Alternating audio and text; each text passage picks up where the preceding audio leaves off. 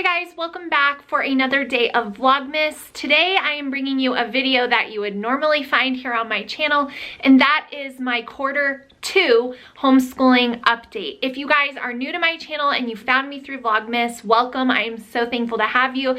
I am a homeschooling mom of 4 kids, and my kids are ages 12, 11, 9, and 8, and I've been sharing a lot of my homeschooling journey here on YouTube since my channel started almost 4 years ago. So this would be a video that I would normally make, but it is Vlogmas and I am still uploading every single day until Christmas Day, and I hope you guys have been enjoying all of the content that I worked pretty hard to create for you guys. It is way harder than you think to come up with 25 video ideas, film them, edit them, have them scheduled at the appropriate time, plan it all out on the calendar. Like, it's a little bit of work, a lot of work. So I hope you guys are enjoying the video. But today is going to be my Q2 homeschooling update. You guys know that we homeschool year-round, and we started our new school year back in August after taking off pretty much the whole summer because we moved and we had a lot going on. So we are wrapping up Q2, which means we have completed 18 weeks of school at the end of December when you guys are seeing this video. So this is pretty much like real time. Sometimes I'm able to film the quarter updates a little bit before we actually finish the quarter, but this one is actually real time. So we've just wrapped up week 18, which means we are now completed with 2 quarters of our homeschool year. And so I'm just going to give you guys the update on everything that went on in Q2, and just kind of share with you guys some important things that I just have written down here. I always make notes because, you know, I just don't want to get on here and ramble. So I do have some points to take you guys through, and I'm just going to update you. So if you enjoy just listening to homeschool chatter and catching up with me and what's been going on, then stick around for the rest of this video. And if you're someone that does not like Ashlee talking, rambling type videos, then it's totally okay. You do not have to watch this. I always get criticized for how long-winded I am. It's just who I am. I can't help it. But I'm gonna try to keep it concise. Okay, so the first thing that I want to mention for Q2 is that we did a ton of traveling in Q2.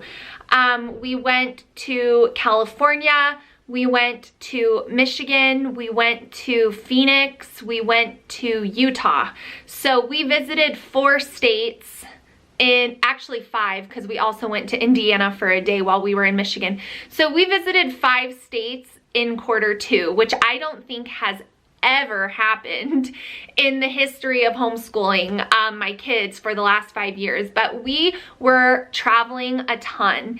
And the reason why I bring this up is because I've always known that travel is educational. There's tons of new opportunities that can be found when you're traveling and visiting new places. There's so many teachable moments. There's life skills that are very important in traveling that are taught, you know, to kids if you take the time to teach them.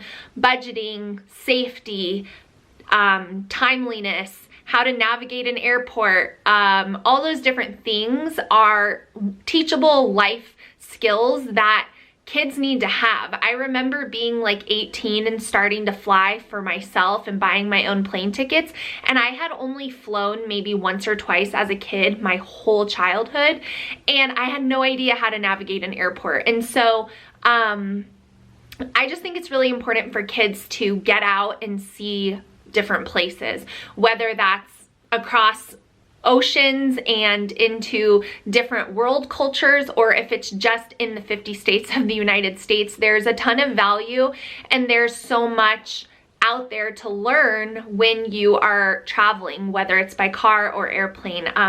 But I'm calling this quarter like the traveling quarter. We traveled a ton and it was really fun. We made some amazing memories and my kids learned a lot along the way. you may have seen, but when we were in Michigan, we went to the Henry Ford Museum, which was fantastic. Maybe one of my most favorite museums. I'm going to go ahead and say that the Henry Ford Museum is right up there with a lot of the Smithsonian museums that are in Washington, D.C. It was fantastic. And we also went on the Ford factory tour and learned a lot about Ford, and went inside the factory and watched how the cars were manufactured and all of that. So that was a really, really, really awesome learning time and experience for my kids. It was really cool. And I got those recommendations from a lot of you guys, as well as some friends of mine that live in Michigan, but it was amazing. And if you live anywhere near Michigan, make the field trip, make the weekend trip to go to the Henry Ford Museum. The coolest thing that they had at the Henry Ford Museum was also a really sad and somber thing, but it is actually the chair that Abraham Lincoln was sitting in when he was assassinated. And the chair actually has his blood stains still on it. And so that was like, we just stood there for a while and just soak that in, but it was pretty, I don't know what the word is. It was like overwhelming basically. But that was really, really cool. So quarter 2, I know I'm not alone in this, is that it's like the holiday quarter. Quarter 1 usually starts, you know, in the summer sometime, and then it kind of carries you up until, you know, Halloween or a little bit before, and then it just starts all of the holidays. So in quarter 2 for us, we had Halloween, we had Thanksgiving, we had my birthday, we had my daughter's birthday, and we had Christmas. So we had like so many celebrations. We had a Halloween party, we had Friendsgiving, we had a birthday party for my daughter, we had a birthday get together for me, we went to Michigan to visit family. So it was just like the quarter of celebration, and I feel like a lot of people get really freaked out when there's like so many things to do, but I've just really tried to let all that go and just enjoy my life.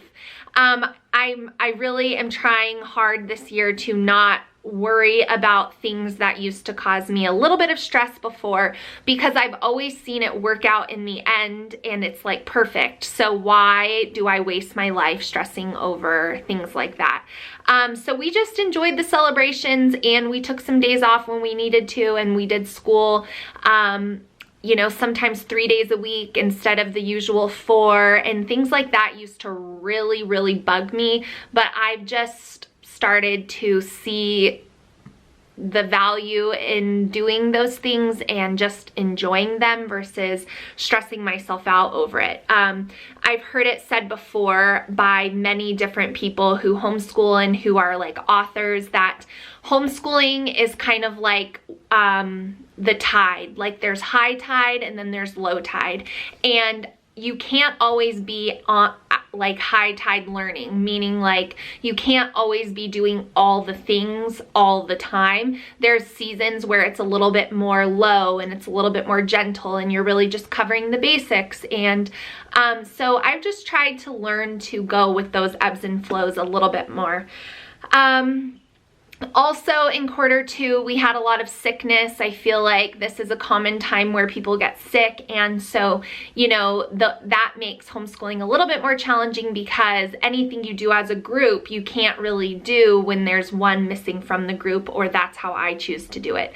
So I get asked a lot, like, what do you do when one of your kids gets sick but your other kids aren't sick? We just do our independent work, and I save the group subjects until we're all able to come together and do those things. Also in quarter 2, I didn't start any new units because I knew that we were going to be traveling a lot. I knew that we were going to be celebrating a lot, and I don't really like to start new things unless I can give like my full attention and dedication to them. So in quarter 2, we did not start anything new, but in quarter 3, we will be starting quite a few new things, because we're gonna have a solid like 5 weeks, 6 weeks before we go on another huge trip. This is like our big family vacation trip for the year is coming up in February. And so I wanna get like a good solid chunk of time, and it's going to be an intensely focused time, and so I'm going to be adding in new things. But I did not do anything new in quarter 2. We're finishing up for our read aloud The Swiss Family Robinson in the original language. Like, there's been the abbreviated versions and different things, but we are listening to the one that was written in the 1800s. And it's been kind of challenging for my kids to listen to it because I am using Audible to play it. And something I've noticed is, like, my kids enjoy listening to audiobooks, but they would way prefer it if I do all the reading. But I knew that this book was very, very long, and I already feel like I'm reading so much that my voice sometimes gives way. So I wanted to use the audio so that I could also listen to it, and we could just play it like during lunch or in the car. And that has been working out really well, but I have noticed that my kids do prefer when I am reading versus listening to an audio recording. But we are almost done with that book. I would recommend it. And then there's another thing I'm going to add into that. We learned about Christopher Columbus and a lot of other explorers during that time and after that time, and something that I was like not shocked, but you know, it just reminded me of like why I do this homeschooling thing. It was a very small thing, but I felt like it was very impactful because I grew up in the public school system, and so what my knowledge of history I feel like is so minimal. History really isn't a huge focus of public school education, at least in our area, it's not. And so I grew up my whole life having these different ideas of Christopher Columbus, and this year we really dug into that about him and his motivations for why he was even exploring to begin with, and all of the other people that are like completely left out of the stories because for whatever reasons. We dug into all of that, and it was so interesting and so fascinating, and I was just really thankful to be able to teach my kids the full story and not just bits and pieces of that. We finished up our marine biology projects. My kids each chose a marine animal to do a project on.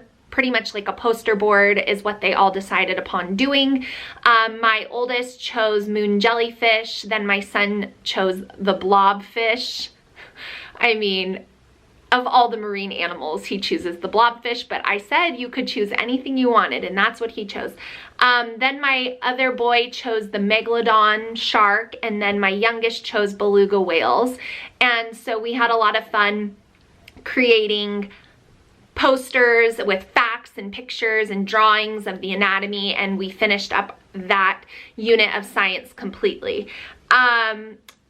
As we head into January for quarter 3, we will be taking 0 days off in January that are in my control because like I said, come February is our big family vacation for 2020, and we are going to be taking off quite a bit of time in February for travel.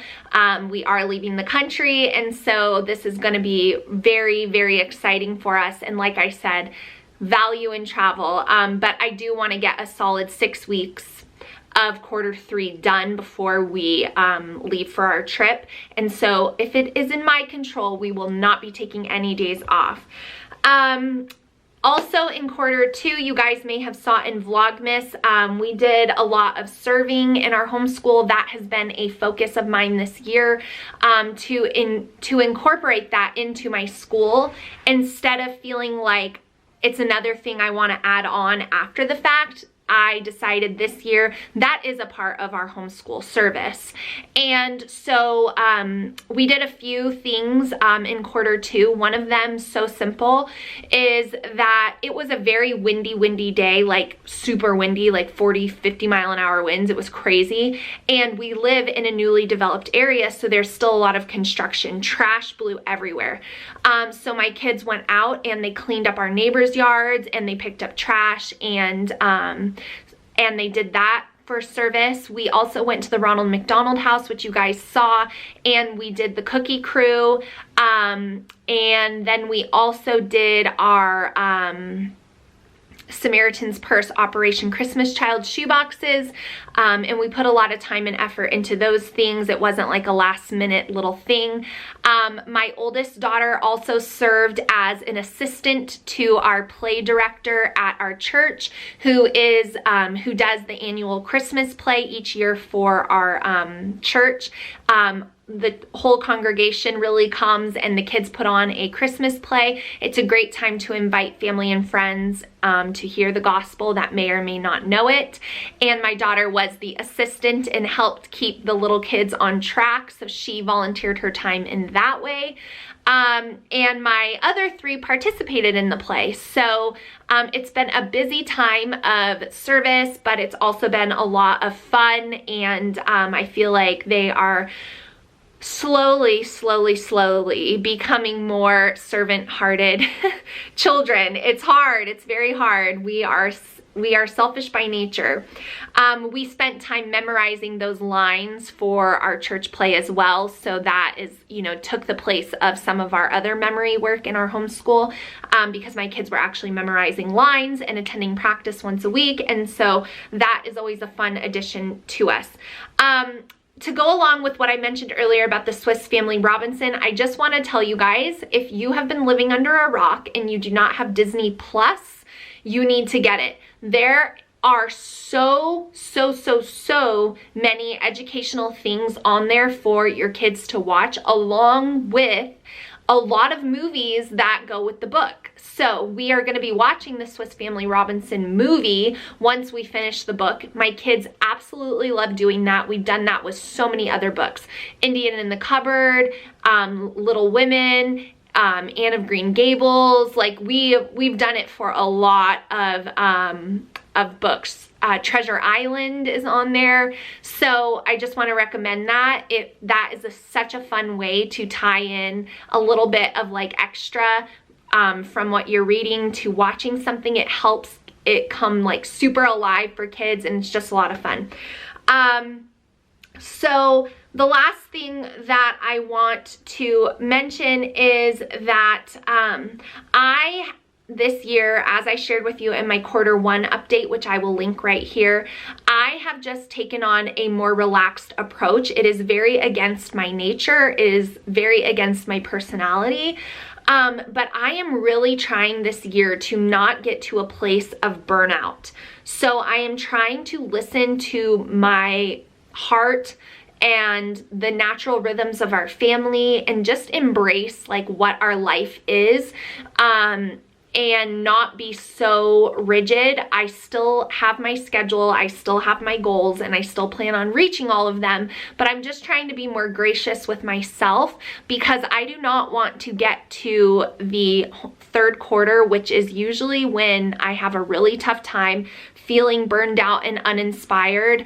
And I've shared that pretty much every year with you guys, honestly and candidly. I am trying to avoid that this year, and I feel like so far I am doing okay with all of that. So that is pretty much the update on Q2, some things that we did in our homeschool, kind of like the recap and the highlight reel. Everybody is doing really well. This year has also been a little bit of a challenging year, more so than I would say years past, just with attitudes and motivation, I guess, with my older kids. But that's just kind of across the board. I don't think it is like a homeschool specific issue. It's more of like their ages. And so I'm just trying to navigate that all for the very first time here, and just share with you guys as I go. That's how I've always done it. I don't get on here and say, and this is how you have the perfect homeschool. I just get on here and say, hey, listen, this is what I'm doing, and this is where I'm struggling, and I'm just very candid with you guys about it. And so that has been a bit of a struggle, but we're making it through. And you know, sometimes I just feel like all I do is discipline and talk things through, but I guess that's the season of motherhood I'm in. So that is going to be it for this Q2 update. I hope you guys enjoyed it. Let me know how your Q2 is going. Let me know if you've already finished Q2. Let me know how your homeschool year is going. Let me know anything and everything homeschool related down in the comments below. If you have any questions for me, I would be happy to answer them for you down in the comments. I always am there at least for the first few hours after my videos go live. So if you ever want to chat with me, that's the place to do it. Give me a thumbs up for this video. Give me a thumbs up for Vlogmas. And I will see you guys tomorrow for my next video. Bye, guys.